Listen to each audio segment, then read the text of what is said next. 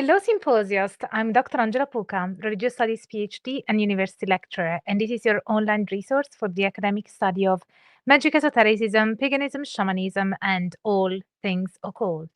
And today is the solstice, the winter solstice in the northern hemisphere and the summer solstice in the southern hemisphere. So I know that there are some people from the southern hemisphere as well. Hi, Andrew. Who's also the moderator of the channel. So, but yeah, given that I'm in the northern hemisphere, we're gonna talk a lot about the winter solstice or Yule, as contemporary pagans call it. So, first of all, happy solstice, everybody. I hope that you're having a lovely season. And yeah, whether you celebrate this as Yule, winter solstice, or Yuletide, Christmas, Hanukkah, however you celebrate this time of the year, I wish you the absolute best. And I have a lot of things to tell you about history and traditions around the winter solstice. So I will start with this little lecture just in a second. But let me see who's in the chat so that I can say hi to you guys. And hi, Andrew, who's the moderator. And I was mentioning him before. Hi, Sean, my patron. And hi, Dave. And happy solstice to you as well. Sol Invictus, Liber Pater. So yeah, oh, thank you, Frater RC. Thank you for the super chat. Merry solstice to all from Canada. Thank you so much. So yeah, oh, Max says a happy winter solstice from Italy. Oh, you're a connational. So nice that you're here.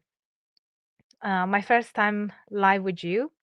You look amazing. Thank you. And happy winter solstice. Yeah, I'm so happy to celebrate this with you guys. And I'll start with the traditions and a bit of history around the winter solstice, so that hopefully you will enjoy it and you will find it educational. And then afterwards, I will answer all of your questions. But before I dive into it, as always, I have to remind you so that this project keep existing and you keep seeing my face talking to you about all things academic in aestheticism and paganism. If you like my project and want to support it, because that's the only way it can stay alive, I would highly encourage you to support me here with some lovely super chats as a solstice presents and gifts. That will also be amazing. And you can support me by joining my fantastic Patreon community, by sending PayPal donations, donations on coffee. Also, you can check out my services at drangelapuca.com. I also have courses and different services that I offer, so you might want to check out those as well. And you find all the links to support me in the chat, the bio, the info box, and the pinned comment soon. But yeah, so thank you all guys for considering that. And oh, Tommy, it's your birthday. Happy birthday. And Merry Yule to you as well. Lovely seeing all of you guys. Happy winter solstice. Okay, I will start telling you all things winter solstice and prepare your questions and your super chat, and I will answer all of those afterwards. Ta-ta-ta. Here it is. I tried to have like a very festive, Christmassy Yuletide um, presentation here. So, let's start. So when the sun reaches its southernmost point and the longest night descends across the northern hemisphere, humanity has consistently responded not with passive dread, but with active ritual participation in the cosmic drama. The winter solstice stands as perhaps our species' oldest continuously observed sacred threshold, a moment when cultures separated by vast oceans and millennia have independently developed remarkably similar responses to darkness. Fire to coax back the sun, feasting to affirm life's persistence, ancestor veneration during thinned veils between words, and rebirth mysteries that celebrate light emerging from shadow. I want to go over with you the winter solstice as both historical phenomenon and living tradition, and trace the ritual threads that connect maybe Neolithic monument builders to contemporary practitioners, whilst obviously maintaining critical distinction between historically attested practices and modern innovations. Because, as you know, this is something that we always do here on Angela's Symposium. We like to keep it academic and source evidence based. So, the archaeological record provides our earliest evidence that winter solstice observation held profound spiritual significance long before written language emerged. New Grange in Ireland's Boyne Valley, constructed around the 3200 BCE, is aligned so that sunlight enters through the roof box and reaches the inner chamber for a short period around the winter solstice. Similar winter solstice alignments appear at Maes Howe in Orkney, whilst Bryn Cehli D in Wales demonstrates summer solstice alignment, collectively demonstrating that pre-Celtic peoples invested extraordinary labor in marking these astronomical moments. Yet we must acknowledge the limits of our knowledge. These megalithic monuments speak eloquently of solstice's importance, but remain silent regarding the specific beliefs or ceremonies their builders conducted within those illuminated chambers. Any reconstruction of Neolithic solstice ritual requires considerable speculation. The Celtic Druids present a different evidential challenge. Contemporary practitioners frequently invoke ancient Celtic traditions, yet the primary sources prove problematic upon examination. Pliny the Elder's natural history from the 1st century CE provides our sole detailed account of Druidic Mistletoe gathering, describing white-robed priests ascending sacred oaks with golden sickles, whilst white bulls awaited sacrifice below. However, Pliny crucially does not connect this ritual to the winter solstice specifically, instead noting it occurred on the sixth day after the new moon. Julius Caesar's Gallic Wars offers observations of Druidic society but remains entirely silent on seasonal celebrations. The Welsh name Alban Artan, light of Arthur or winter, that appears throughout modern Druidic practice was actually invented by Edward Williams, better known as Iolo Morganwg, in the 1790s as part of his fabricated Bardas manuscript. Many contemporary Druids acknowledge this problematic provenance whilst maintaining that the ceremonies remain spiritually meaningful regardless of their recent origin. This represents an honest approach that values authenticity over false validity. Norse Yule traditions stand on considerably firmer documentary ground because they provide what may be our richest history and historical record of pre-Christian European winter solstice observances. The Gothic calendar from the 5th to 6th century CE contains the earliest written attestation in the month name Fruma Julis, first Yule.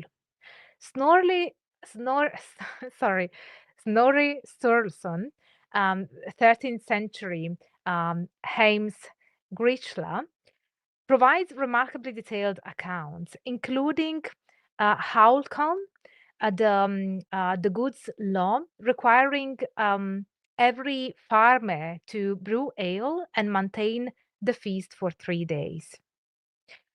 The Haukonar Saga Gautha records the precise sequence of a ritual toast. First to Odin for victory and power, then to Njortur and Frey for peace and harvest, followed by the Bragar Folt, and finally to Minni, which is like a remembrance toast for departed ancestors.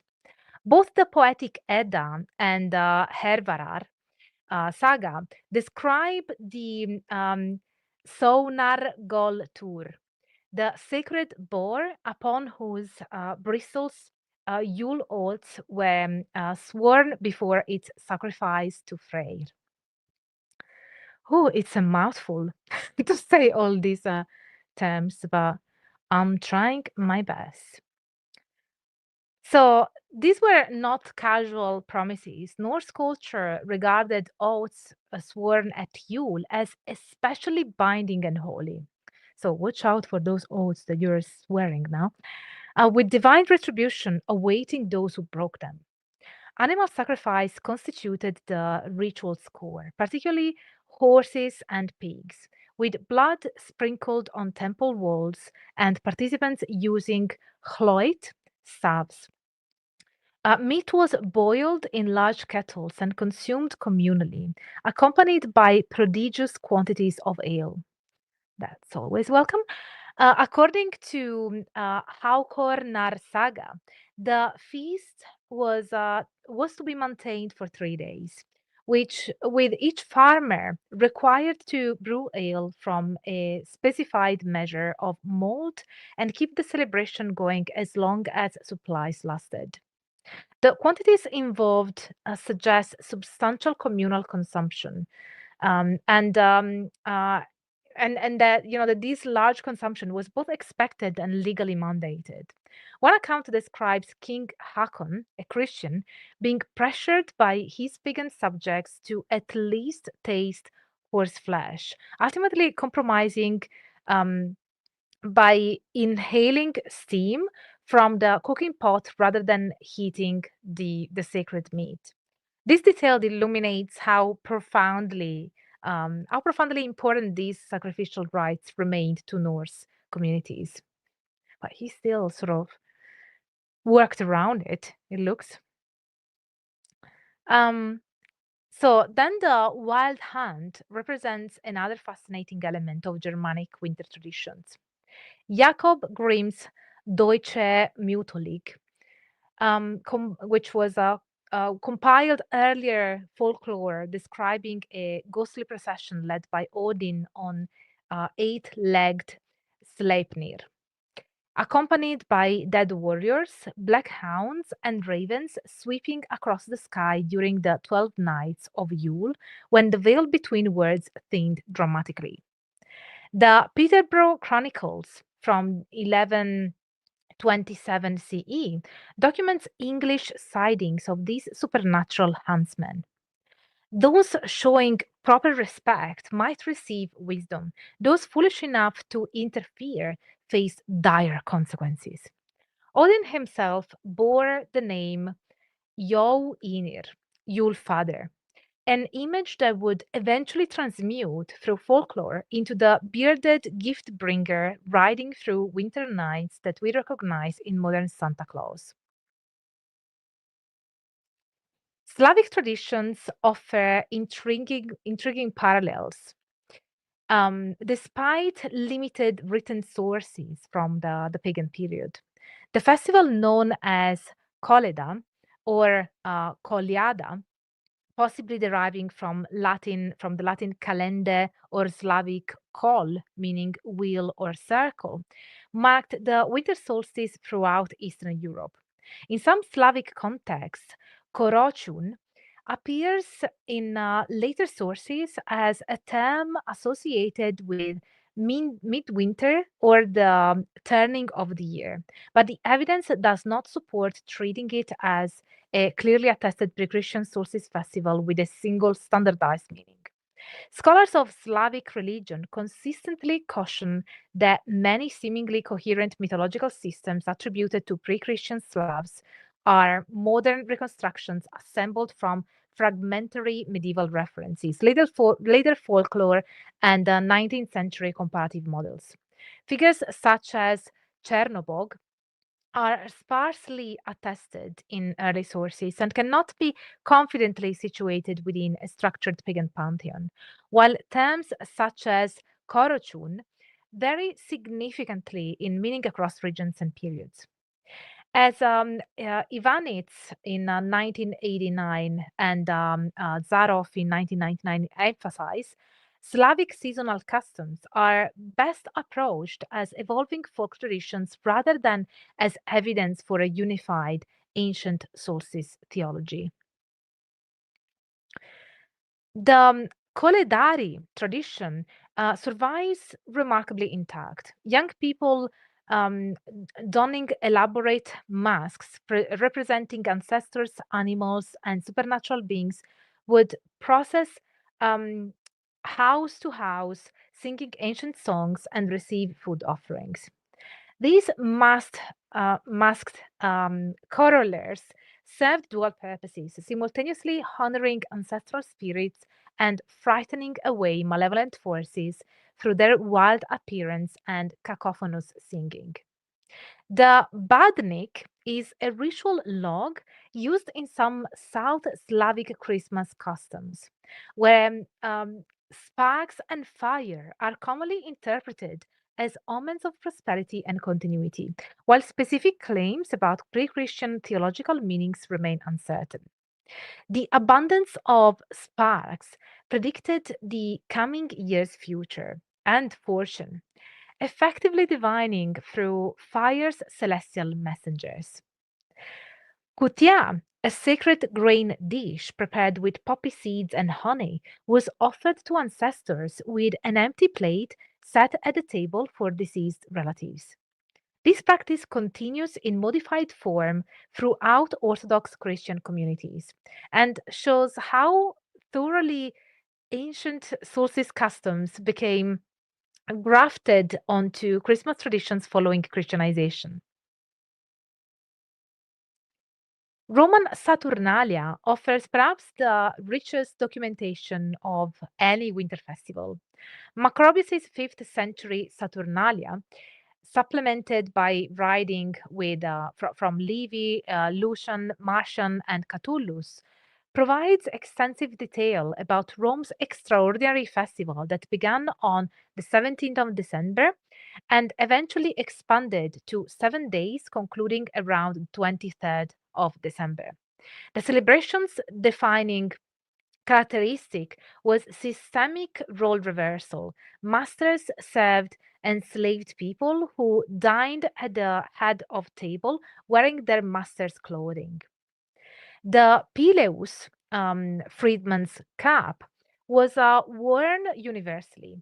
Gambling became legal, and Saturnalicus princeps, which is like the lord of misrule, presided over revelries. This temporary dissolution of social hierarchy possessed profound ritual significance and created a sacred chaos that was believed necessary for the year's renewal. Gift giving associated with sigillaria took um, took place during the extended Saturnalia period, particularly through the exchange of small figurines and other tokens rather than on a single fixed day. These candles held particular meaning as literal manifestations of hope that light would return after solstice. The practice of hiding small gifts in cakes to select a king would persist through, medieval 12th night celebrations into modern king cake traditions. Saturn's statue, normally bound at the feet, symbolizing winter's constraints, was ritually unbound during the festival, signifying the god's liberation of the loosening of societal restrictions. Through these customs, Romans sought to ensure good harvest and fortune, whilst symbolically helping time reset at the solstice through communal participation in controlled disorder.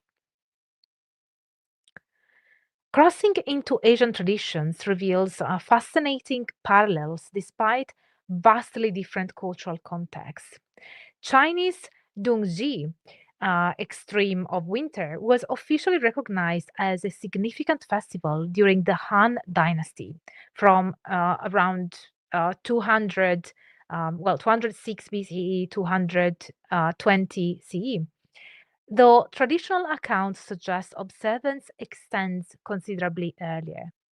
The festival embodies yin-yang cosmology's fundamental principles, marking the peak of yin energy whilst simultaneously inaugurating yang's return. The I Ching hexagram Fu, returning, symbolizes this transition, one yang line rising from five yin lines, which represents light's return from maximum darkness. The traditional saying captures its importance. And I hope that the Chinese speakers will pardon me, but I will try my best. Dongji Daru Nian, which is the winter solstice is as big as New Year. Then we have Tang Yuan, which is sweet glutinous rice balls that carry multiple layers of symbolic meaning. The name sounds like Huan Yuan reunion, whilst the round shape represents completeness and family unity. In some regions, Tang Yuan are placed on doors and windows as protective talismans. The 9-9 charts, the Shu Gyu, dating from the northern and southern dynasties from about 420 to 589 CE, mark the 81 days until spring through artistic methods. Plum blossom paintings with 9 flowers of 9 petals, each colored daily. 9 character poems requiring 81 total strokes or 81 circles progressively filled. These practices demonstrate how Chinese culture transformed astronomical observation into participatory art that marked time's passage through the year's coldest period. Japanese Toji centers on purification rather than celebration, which reflects Shinto sensibilities. The Jutsu bath involves floating whole citrus fruits in hot water, believed to ward off evil spirits through strong citrus aroma whilst preventing winter illness. Wordplay reinforces the practice.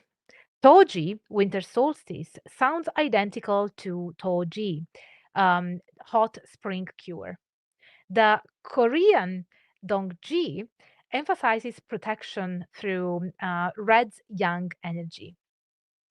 Then we have Pat Chuk, which is the red bean porridge, which serves as both food and magical defense. According to legend, evil spirits, particularly the ghost of Gong Gong's son, said to spread disease, that are said to spread disease, they fear red beans. So families offered the porridge first at the ancestral shrines, and then they place bowls throughout every room, in barns, by wells, and near fermented food jars, whilst smearing it on gates and walls to ensure no malevolent force enters during the longest night. Then we have Shabe Yalda, which is a long-standing Iranian cultural celebration of the longest night, marked by family gatherings, poetry, and symbolic foods. And while it can be discussed alongside broader Iranian themes of light and renewal, its precise religious origins cannot be securely traced to a single ancient tradition. While some traditional accounts trace its origins to great antiquity, firm historical documentation places its formal calendrical recognition during the Achaemenid period, circa 500 BCE, with the festival's current form reflecting centuries of accumulated tradition. Added to UNESCO's Intangible Cultural Heritage list in December 2022, Shab el Yalda is best understood as a long-standing Iranian cultural celebration of the longest night of the year, rather than as the direct survival of a single ancient religious rite. While later Iranian traditions frequently frame Yalda through themes of cosmic struggle between light and darkness, scholars caution against attributing the festival to demonstrable Mithraic ritual origins or to a fixed pre Zoroastrian cult. Instead, Yalda reflects layered Iranian cultural continuities shaped by Zoroastrian cosmology, Persian literary tradition, and domestic ritual practice over many centuries. Family gatherings, the sharing of symbolic foods such as pomegranates and watermelon, and practices such as fal e hafeds function as expressions of renewal, endurance, and hope rather than as survivals of a clearly identifiable ancient mystery cult. Indigenous American traditions offer profoundly different cosmological frameworks, yes, similarly emphasize communal participation in ensuring the sun's return.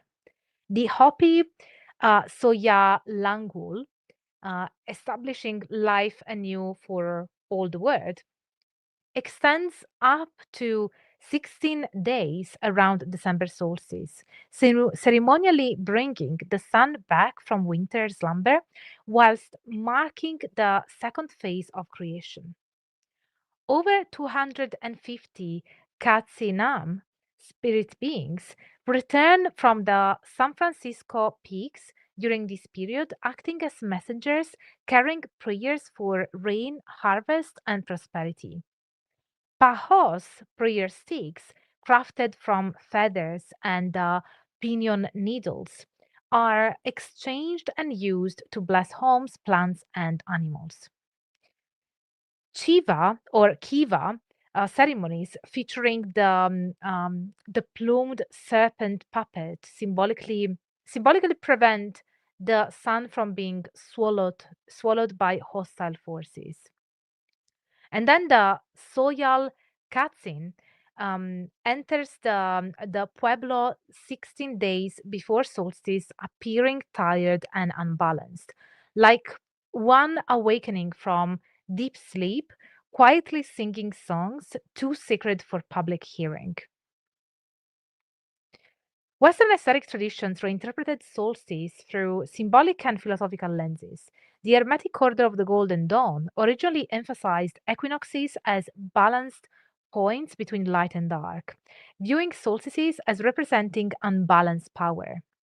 Their zero equals zero initiation ritual states explicitly unbalanced power is the ebbing away of life.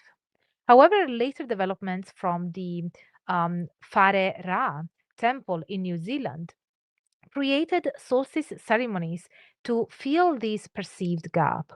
Modern Golden Dawn correspondences align winter with earth element, Capricorn, north direction, black and dark blue colors, and Kefra, the scarab headed god representing the midnight sun at its moment of transformation before rebirth. Aleister Crowley's Thelema provides explicit solar adorations suitable for solstice observance. Liber al vel legis 236 states there are rituals of the elements and feasts of the times, which Crowley interpreted as requiring observation of equinoxes and solstices when the sun enters cardinal signs. Liber Resh Vel Helios offers 4 daily solar adorations, with the midnight adoration facing north and invoking Kefra, particularly significant at the winter solstice. The analysis of the keyword, the INRI, central to Thelemic practice, decodes as Isis, Apophis, Osiris, representing death and resurrection through the formula IAO or IAO, I suppose.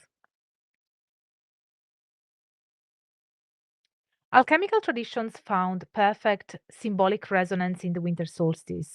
Sol Niger, black sun, represents the nigredo, blackening, and the magnum opus's first stage, according to Jung and his interpretation of alchemy. Texts associated with Renaissance solar symbolism, are sometimes discussed alongside later alchemical color stage models. But the specific three suns scheme should not, be attributed, because sometimes there's an attribution to the three suns attributed to Marsilio Ficino, but it's not, something that is really documented. So these alchemical symbolisms, as we know at least, as I know at least, we see them in Jung.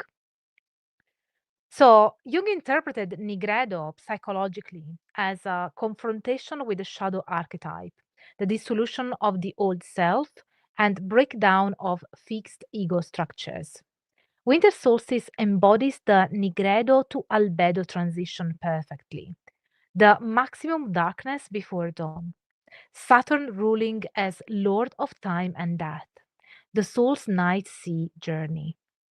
Alba, which is the Latin root of albedo, means both white and dawn, which suggests the solstice sunrise represents new consciousness, first emergence from the blackening. Contemporary pagan practice, particularly Wicca, celebrates winter solstice as one of the 8 major Sabbats of the wheel of the year. The spiritual narrative centers on the goddess giving birth to the divine child, the newborn sun god, at dawn, representing the horned god's rebirth after his Samhain death. The Oak King and Holy King mythology, which was popularized by Janet and Stuart Farrer in the late 1970s, though often presented as ancient, depicts two aspects of the god in eternal battle, with the Oak King, the light, defeating the Holy King, darkness, at Yule to ensure the light half year recommences. Standard Wiccan ritual structure involves casting circles, calling elemental quarters, invoking deities, enacting the light's return through progressive candle lighting, and also divination for the coming year, as well as sharing cakes and ale as communion with divine forces. Modern Druidry developed distinct solstice ceremonies, particularly through the order of the Bards, Ovates, and Druids, or Obod. Their Alban Artan ritual frames winter solstice as the sun's rebirth, with participants beginning in complete darkness before lighting sun candles whilst speaking, Great Star Mother, your radiant sun child, our Lord of Oak is reborn. The Holy Oak transition enacts the seasonal shift, with a dark green holy candle yielding its flame to a light green oak candle, representing growing solar strength.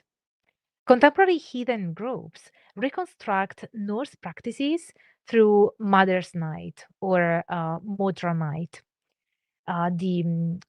the vigils that honor the this year, the female ancestral spirits, with blot the sacrifice rituals, with meat blessings, and sambal, which is or sumbal, which is the ritual toasting, featuring 3 rounds of toast to gods, ancestors, and personal oaths. Folk magic traditions. Um, Folk magic traditions preserve practical workings that survived Christianization. Wassailing, derived from the Old English was hal, be healthy, became the apple tree blessing tradition performed on 12th night or Old 12. Processions led by wassail king and queen, um, and they visited the oldest orchid tree, placing cider-soaked toast in branches whilst singing traditional songs and making noise with pots and bells to drive away evil spirits and wake tree spirits. The Yule log, traditionally gifted rather than purchased, is carved with runes. So we have So Wilo for sun, Fehu for prosperity, Al Gids for protection, which are soaked, and then we have it soaked in wine or mead, decorated with ribbons and evergreens, and lit at dusk from the previous year's remnant. The fire must never be allowed to die completely, and unburned pieces are saved for protection and to kindle next year's fire, with ashes scattered on gardens for fertility. So, what emerges from this global survey is both remarkable diversity and striking convergence. Cultures separated by vast distances and lacking direct contact independently developed fire rituals to encourage the sun's return, ancestor veneration during periods when the veil between worlds thinned, communal feasting to affirm life's persistence through winter's privations and deprivations, and rebirth mysteries that would later influence Christianity's decision to date crisis nativity to this season. The historical record reveals considerable complexity, with many beloved ancient traditions um, proving really to be relatively recent innovations. The Wheel of the Year's eightfold structure was formalized in the 1950s and 1960s. Alban art and terminology originated in the 1790s, and Oak King, Holy King mythology was popularized in the 1970s.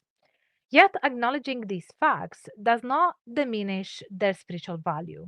Religious practices evolve continuously. Spiritual meaning derives not from false antiquity, but from genuine engagement with sacred time and cosmic cycles. The winter solstice persists as humanity's original holiday because it kind of addresses fundamental human needs. The requirement to actively participate in cosmic drama rather than passively endure it, the necessity of communal solidarity during dark times, and the perennial hope that light will return despite present darkness. Whether through Neolithic monuments aligned to catch solstice dawn, Norse Bragar Full toast binding communities through sacred oaths, Roman sigillaria gift exchanges, Chinese Tang Yuan symbolizing family reunion, or the Hopi Pahos carrying prayers to the Katsinam, or contemporary Wiccan circles welcoming the sun child's birth, humans have consistently refused to let the longest night pass unmarked. We light fires, tell stories, honor ancestors, divine the future, and plant seeds of intention and transform an astronomical phenomenon into a participatory ritual that affirms our agency in the face of cosmic forces beyond our control. So, as the wheel turns from the year's darkest point, these traditions continue evolving, carrying forward the ancient human impulse to greet returning light with hope, reverence, and celebration. These are my references, and I look forward to all of your questions.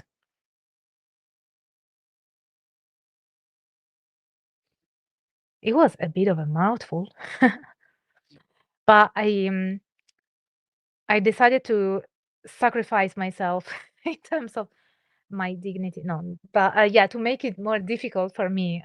But I really wanted to be global. I am trying to do that. I'm trying to not be too Western centric or Europe centric. So as much as I can. Obviously, everybody has limitations. And when it comes to the origin of Christmas and why it was attested to the 25th of December, Andrew Henry from Religion for Breakfast has very interesting videos. So from the sources that he cites, it seems like the date is still decided based on Christian interpretations of the scriptures. But yeah, it is fascinating, really. I'm not an expert I'm not a Christian studies scholar. I'm a pagan studies scholar, so that is my specialty. So let me see. Oh, thank you for the super chat, Jordan. That's lovely of you, and thank you for the new members. So let me see if there are. Oh, also I have to put on the Christmassy. Do I have it? No. It's funny how I prepare these things beforehand. So do you like this one more or this one more?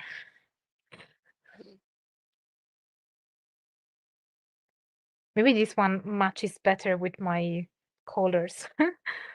It does cover my religious studies PhD, blah blah blah, but you know that already. So let me see if there are questions.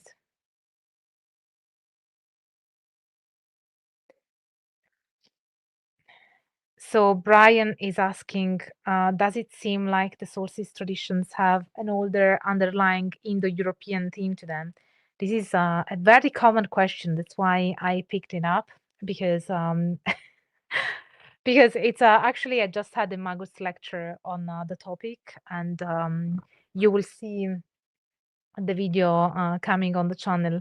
But yeah, I had a lovely conversation with my Magus patrons, and that's why you need to join my Patreon, because my patrons are fantastic and we have the best conversations. So yeah, the fact that a lot of practitioners feel the need of finding this underlying unbroken tradition. This was particularly popular, I'd say, in the 19th and 20th century. You find it seems like, to me, it seems a bit like the obsession of the late 19th and early to mid 20th century, that there are different scholars, poets, literary people that are just obsessed over this um, origin story, and also have this sort of unifying tendency as well. I see that with Mitchell Eliade, Joseph Campbell.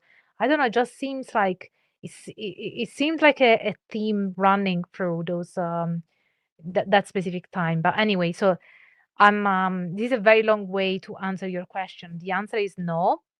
I don't think we can talk about a one Indo-European tradition unless you talk about an underlying theme, which is much more broad than a tradition. I think that in that sense, um, I think there are some common themes, definitely, and we have seen that that is also the case, not just in European societies, but also in other societies. We have the underlying theme of the light returning, of the sort of the need to protect yourself during the longest night of the year.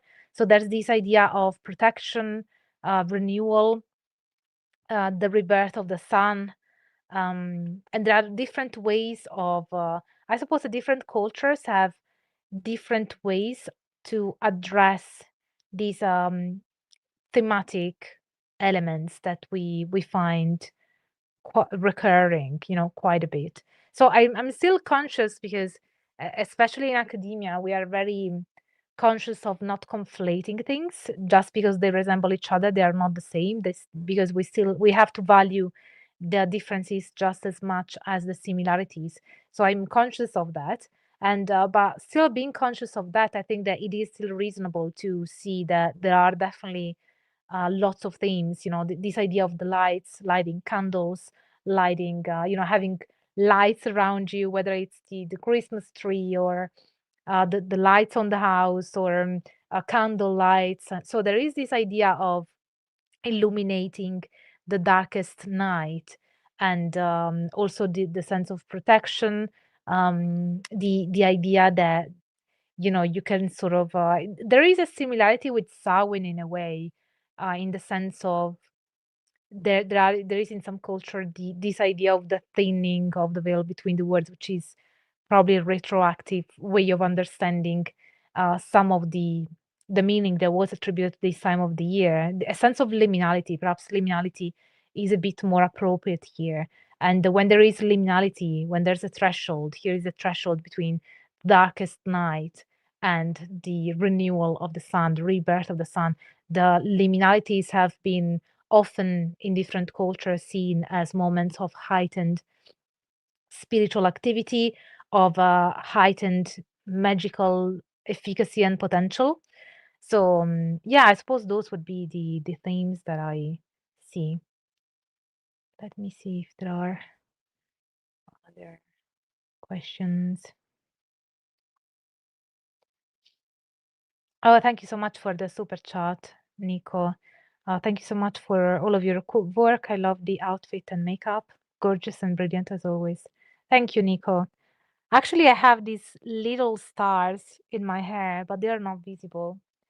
I put them on, I thought they are so pretty and sort of Yule tidy, but then they're not visible, so there's that. But this one is visible though, so can make up with for that.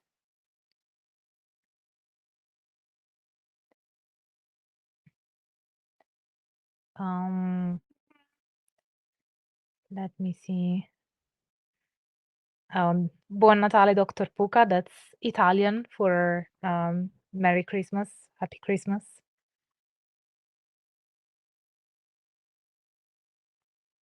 Mm, let me see if there are any questions.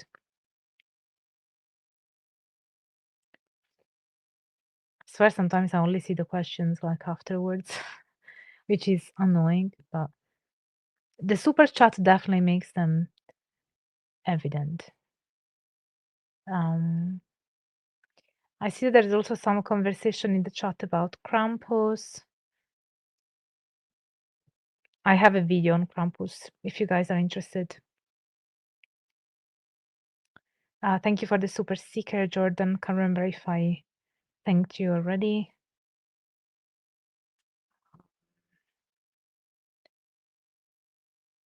So Dani is saying, can you see meaningful differences according to climate? I believe the winter solstice in Iran may be very different to human experience compared to the solstice in Lapland.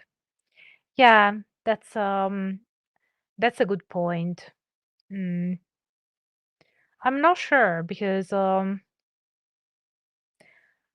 not as familiar with the with Iranian traditions outside of what I researched specifically for this episode. But for instance, even if I think about Italy and the UK, obviously here is much colder, um, and also the darkest night here is much darker than in Italy as well.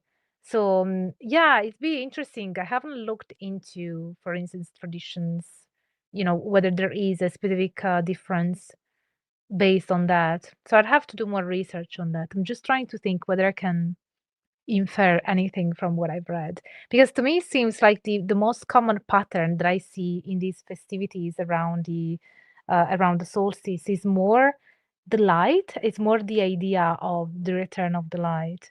So even if it's not as cold, it would still have the element. But obviously, there are places on the globe where even the difference between light and dark can be, is not as um, intense as in other parts. So yeah, I'm not completely sure. I'd have to do more research on that, but it's a good question.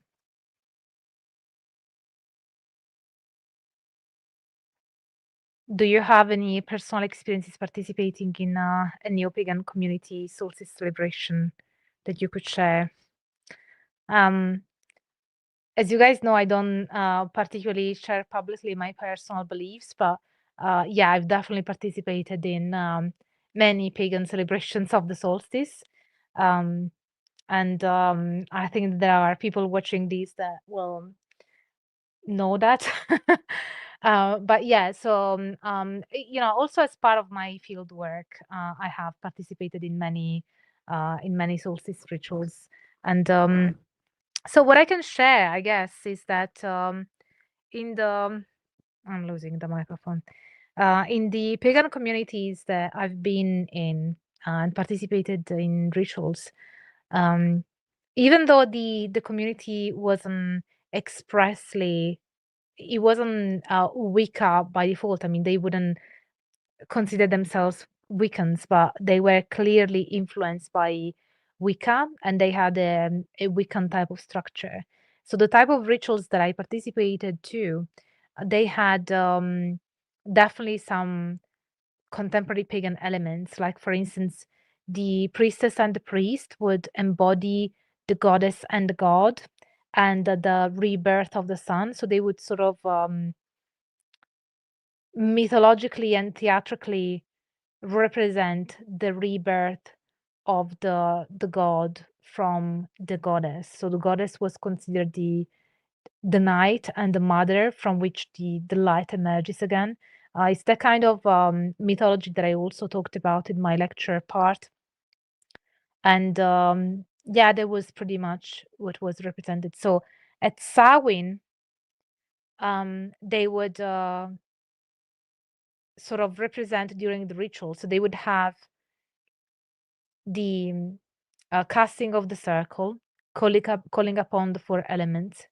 Then there was a drawing down the moon into the goddess, so where the goddess was called into the body of the priestess, and a drawing down of the sun, where the god was called into the body of the priest. And then after they were embodying the gods, they started this mythical scene where at Samhain the goddess would symbolically kill the god. I mean, there was this ritual where the god was holding a pomegranate and he was fighting his death. And then in the end, the priestess would sort of stab inside the pomegranate, and it kind of looks like it bleeds, but then obviously, you know, nobody would get hurt. And then the priest would just would go down and sort of represent his descent, you know, the descent of the sun. And then at Yule they would sort of represent the, you know, the rebirth of the sun, and how that sun would affect the elements, because there were four people representing the elements, and then there were the other participants. So yeah, this is how it would work. Then they would also have some Yule presents. One tradition from a group that you know, I used to go to in Italy. Basically, you know, they would have gifts that everybody would bring a gift, and then every gift would be assigned a number, and everybody would just sort of choose a number, um, pick a number, and that would be their gift. So it would be a bit like, you know, a gift from the community. So you would get what you were meant to get. Is there Justin? Oh, hi, Justin. Happy holidays, happy Hanukkah to you, and happy holidays to you and everybody. And for those of you guys who don't know Dr. Justin Sledge's channel, definitely check it out. Esoterica is a great channel.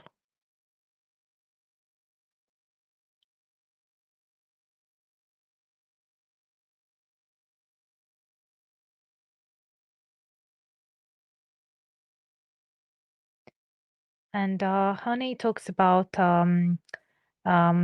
wassailing as a traditional folk practice. Would that be? Yeah, from what I understand, yes, it would be an English folk practice. I have to double check my notes because I had to go through so many um, different traditions. That's the limitation with when you cover a lot of traditions and a lot of ground is that you cannot go too much into depth into each one. But it would be nice to have like dedicated episodes to each one. Um,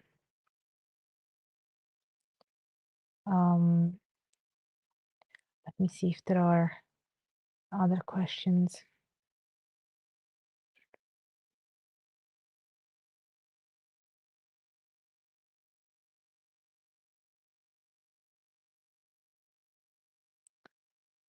Do you know any modern movement that is resurrecting Mithraism?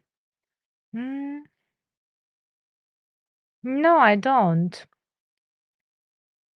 I mean, there are some pagan groups that I know that seem to incorporate elements of that. But no, I don't know of anyone who's trying to sort of, practice that religious practice specifically. But it might just be that I don't know it. But yeah, wassailing is an English practice. Yeah, from Western England, especially Somerset, Devon, Herefordshire, Gloucestershire, and the parts of Kent and Sussex.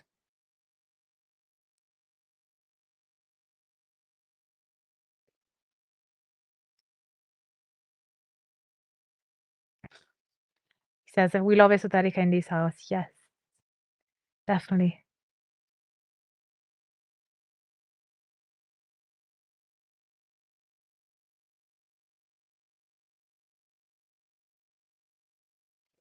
So let me see if there are questions that I missed.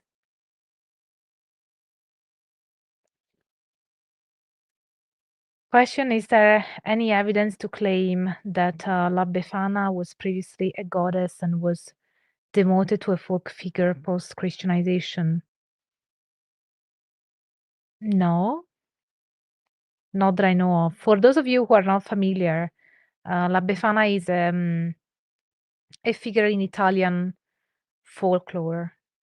And I suppose Christianity, I kind of wonder whether it's officially part of because it is something that Catholics in Italy talk about, but I'm not sure if it is like formally part of the the Catholic theology.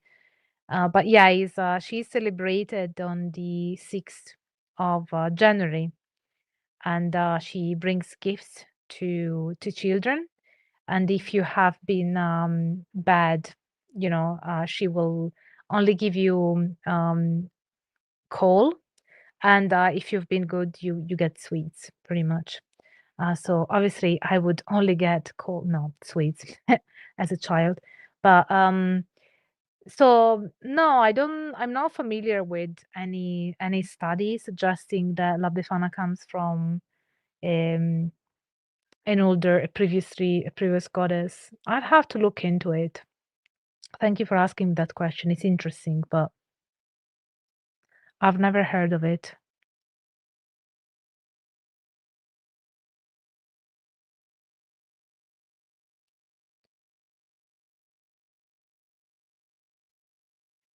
So let me see if there are any other questions. Otherwise, we can wrap it up. Sean is asking something similar to what somebody else mentioned, like whether I have any info on unique practices in the Arctic where it is dark 24/7, several days around the winter solstice. Yeah, that's actually what I was thinking about when I was responding to the previous question. I don't know. I don't know. I have to specifically look into this because I don't know, because for this episode, I did research on specifically on winter solstice traditions that I could find. So I find it interesting that I didn't get any specific practices from the Arctic, but you know, absence of evidence is not evidence of absence. So it could just be that I didn't look well enough, or maybe they have practices that are dissimilar, and so they fall out of my radar. But it's a good question. I have to look into that, and given you're a patron, I can let you know on Patreon when I find out. But good question. I love the fact that you guys always have good questions for me that always make me think and make me want to research more.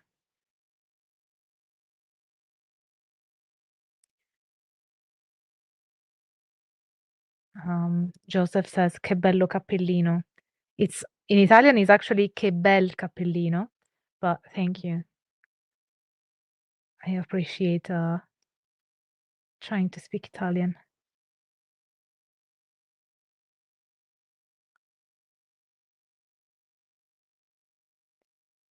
So I think I can't find any other questions, and we've been about an hour in, so I guess we can wrap it up.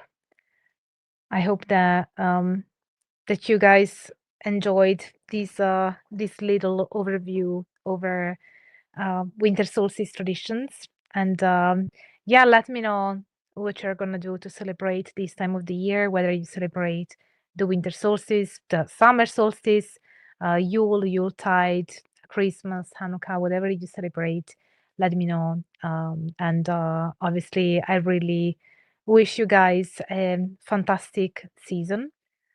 We can call it generically dark season.